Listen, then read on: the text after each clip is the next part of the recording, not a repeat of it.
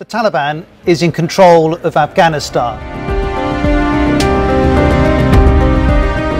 আজ থেকে 4 বছর আগে 2021 সালের আগস্টে আফগানিস্তান থেকে মার্কিন যুক্তরাষ্ট্রের পলায়নের মধ্য দিয়ে ক্ষমতার মসনদে আসে তালেবান। পশ্চিমা বিশ্ব অনেকটা চেয়েছিল আফগানিস্তান একটা ব্যর্থ রাষ্ট্রে পরিণত হবে, কিন্তু 4 বছর পর আসলে আফগানিস্তানের বাস্তবতা কি? আন্তর্জাতিক সংস্থাগুলো নারী অধিকার সীমিত হওয়া বা গণমাধ্যমের স্বাধীনতা খর্ব হওয়ার মতো বিষয়গুলোতে উদ্বেগ প্রকাশ করলেও তালেবান সরকারের অধীনে আফগানিস্তানে সশস্ত্র সংঘাত এবং দুর্নীতির মাত্রা অনেকাংশে কমেছে বলে দাবি করা হয়। গত বছর পুরো আফগানিস্তানে যেখানে ধর্ষণের ঘটনা মাত্র 4টি, সেখানে বাংলাদেশে এই সংখ্যা 5000-এর বেশি।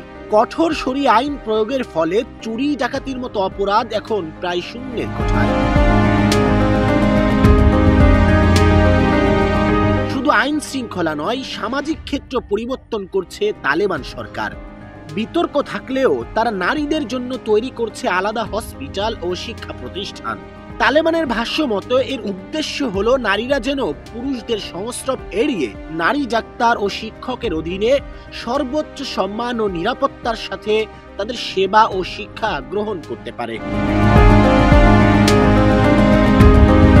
বিশ্লেষকরা বলছেন, পশ্চিমা বয়ানের বাইরে আফগানিস্তানের নিরাপত্তা ও স্থিতিশীলতার এই চিত্র শরিয়া আইনের বাস্তব ফলাফল পৃথিবীবাসীর সামনে তুলে ধরেছে, যে কারণে ইসলামী ইমারত আফগানিস্তানের সাধারণ মানুষ বহু বছরের যুদ্ধের পর এখন শান্তি, শৃঙ্খলা ও ইসলামী শরিয়া আইনের নিরাপত্তায় নতুন করে বাঁচতে শিখেছে।